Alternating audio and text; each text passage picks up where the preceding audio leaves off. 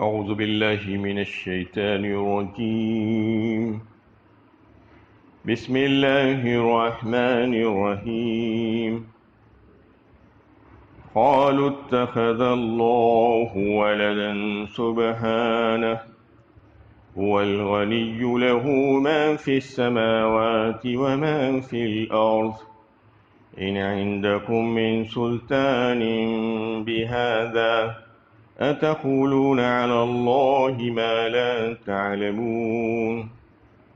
وہ کہتے ہیں اللہ نے اپنے لیے اولاد بنا رکھی ہے،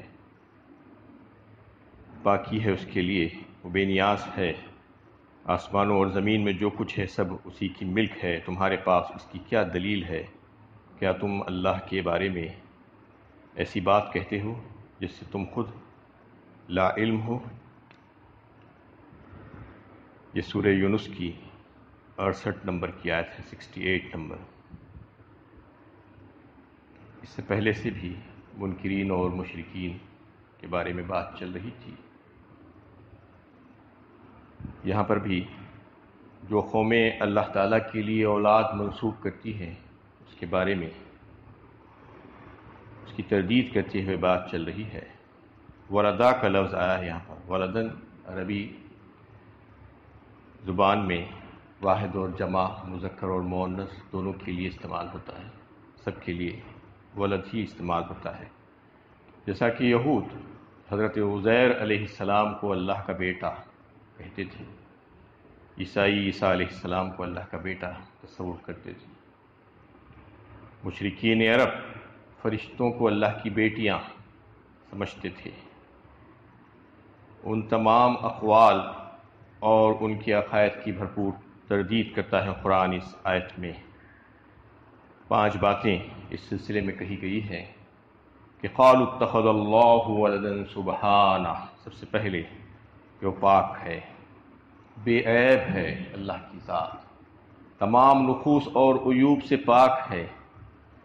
اس کے ساتھ یعنی خالق کے ساتھ مخلوق کو برابر کرنا یہ کیسے ہو سکتا ہے؟ ظاہر بات ہے یہ اس کے شایع نشان ہو ہی نہیں سکتا. اس قسم کی تمام گھٹیا باتوں سے وہ پاک ہے. اس کی ذات نہایت ہی بلند و بالا تر ہے، یہ فرما دیا گیا سبحانہ کہہ کر. دوسری بات هو الغنی، وہ بے نیاز ہے. مطلب یہ ہے کہ اس کی جو مخلوقات ہے وہ تو محتاج ہے، لیکن خالق بے نیاز ہے. اس کو کسی کی حاجت نہیں، کسی سہارے کی ضرورت نہیں، کسی کی مدد کا محتاج نہیں ہے. وہ اس کو اولاد کی ضرورت نہیں. اولاد کی ضرورت کس کو پڑتی ہے؟ جو خود محتاج ہو، جو اپنے بڑھاپے کا سہارا چاہتا ہو، اس کو اولاد کی ضرورت پڑتی ہے. اور جو اپنے مرنے کے بعد اپنا وارث دیکھنا چاہتا ہو، اس کو اولاد کی ضرورت پڑتی ہے. اللہ تعالیٰ کے ساتھ تو یہ ساری باتیں زیب نہیں دیتی. تو اس طریقے سے اللہ تعالیٰ نے فرمایا کہ هو الغنی، وہ تو غنی ہے، اس کے ساتھ اولاد کو منسوب کرنا کیسے؟ لہو ما فی السماوات وما فی الارض. اور تیسری بات یہ بتائی کہ اسی کا ہے سب کچھ، اسی کی ملک، اسی کی بادشاہت. زمین و آسمان، اس کے درمیان جتنی چیزیں ہیں سب کچھ اسی کا ہے. لہو ما فی السماوات وما فی الارض، سب اس کی مملوک ہے، سب اس کی مخلوق ہے. وہ خالق ہے اور وہ مالک ہے. تو پھر اس کے برابر کوئی کیسے ہو سکتا ہے؟ جبکہ مملوک برابر ہو سکتی ہے کہ مالک کے؟ خالق کے برابر مخلوق ہو سکتی ہے؟ وہ محکوم ہے اور اللہ تعالیٰ حاکم ہے. تو یہ دونوں برابر کیسے ہو سکتے ہیں؟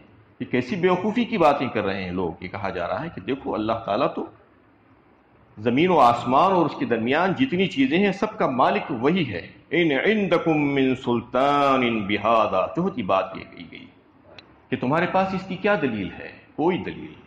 بے دلیل بات کرنے کی عادت ہو گئی ہے لوگوں کو، کیونکہ یہ جو الزام لگایا جا رہا ہے اس کی کوئی دلیل کسی کے پاس نہیں ہو سکتی، ہو ہی نہیں سکتی. تو اس کی بھرپور تردید کی جا رہی ہے کہ تمہارے پاس کوئی دلیل نہیں ہے، لہذا تم بات نہیں کر سکتے. اتقولون علی اللہ ما لا تعلمون. اور 5ویں بات یہ فرما دی گئی آخر میں مہر لگاتے ہوئے اس پر کہ تم ایسی بات کہتے ہو جس سے تم خود لا علم ہو، تم کو کچھ بھی پتہ نہیں ہے، تم کیا کہہ رہے ہو تو صحیح ہے یا غلط ہے، تمہارے پاس اس کی کوئی دلیل نہیں ہے. اس کے باوجود تم یہ کہہ رہے ہو کہ اللہ کے لیے اولاد ہے، اللہ کے لیے اولاد تم منسوب کر کے بتاتی ہو، یہ بالکل غلط بات ہے۔ سورہ مریم 16 پارے میں اللہ تعالیٰ نے اس کے تعلق سے فرمایا تکاد السماوات یتفطرن من فوقہن منہ وتنشق الارض وتخر الجبال حدا ان دعوا للرحمن ولدا، یعنی آسمان پھٹ پڑے گا اور زمین شق ہو جائے گی، پہاڑ ریزہ ریزہ ہو جائیں گے، کہ انہوں نے ایسی بات کہی ان دعوا للرحمن ولدا، اللہ تعالیٰ کے ساتھ اولاد کو منسوب کر دیا۔ تکاد السماوات یتفطرن منہ وتنشق الارض وتخر الجبال حدا ان دعوا للرحمن ولدا، یہ کیسی بات کہی انہوں نے؟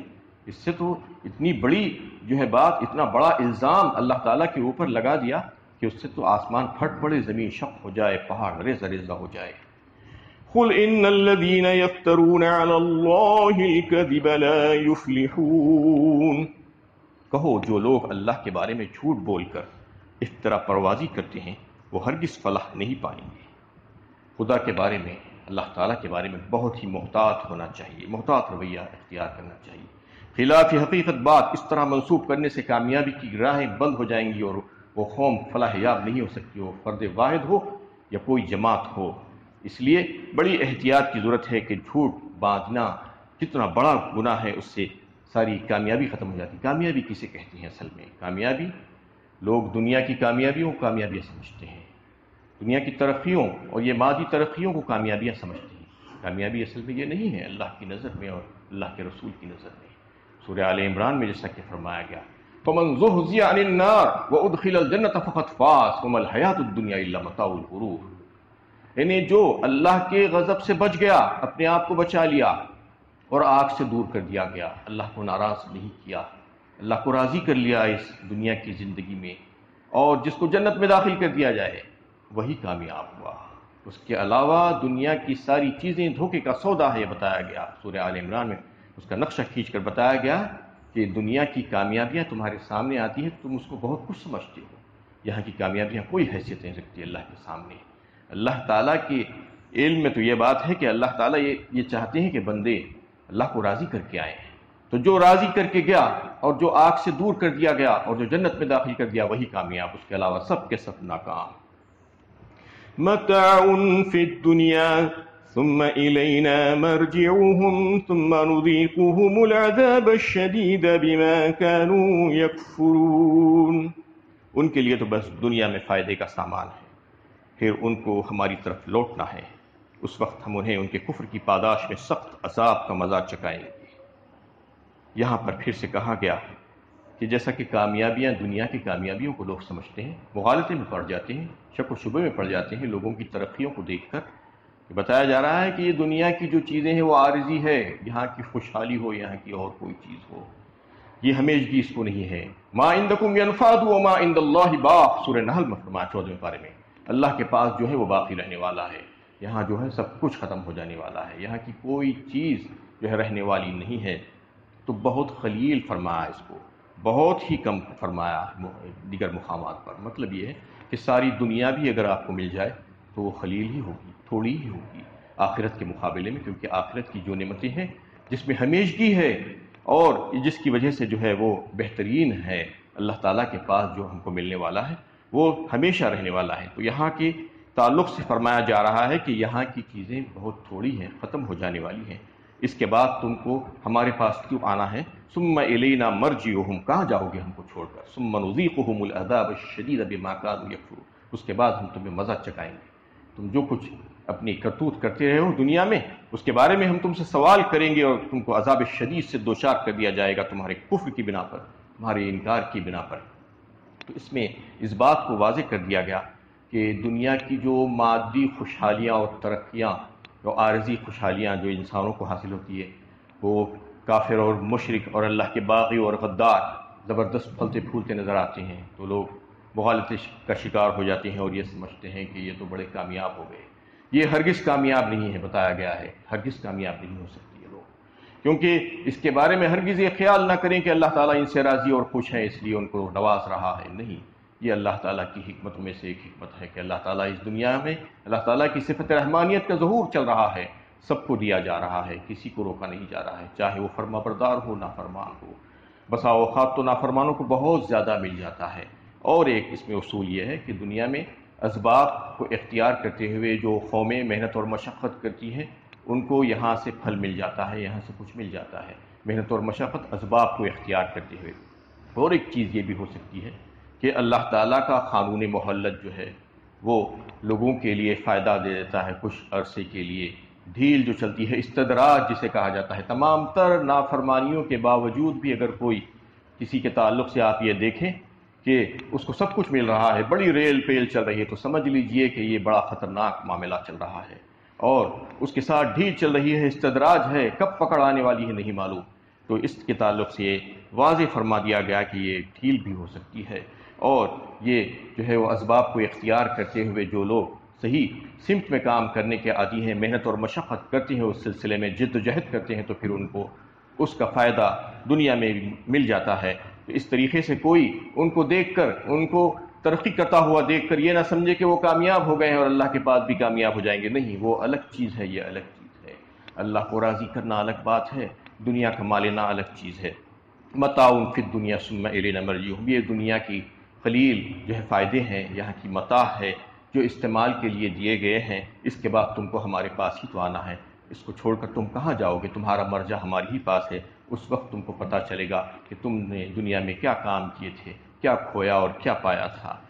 اس کے بعد جو ہے حضرت نوح علیہ السلام کا جو ہے واقعہ اجمالاً بیان ہوا ہے اس میں، اور پھر حضرت موسیٰ علیہ السلام کا تفصیل کے ساتھ جو ہے واقعات آ رہے ہیں۔ حضرت نوح علیہ السلام کا واقعہ جو ہے سورہ اعراف میں بھی آیا ہے، اور اگلی صورت سورہ ہود میں تفصیل کے ساتھ آئے گا انشاءاللہ، اور سورہ نوح تو ایک پوری مکمل صورت ہے جس میں نوح علیہ السلام کا واقعے کا تذکرہ آیا۔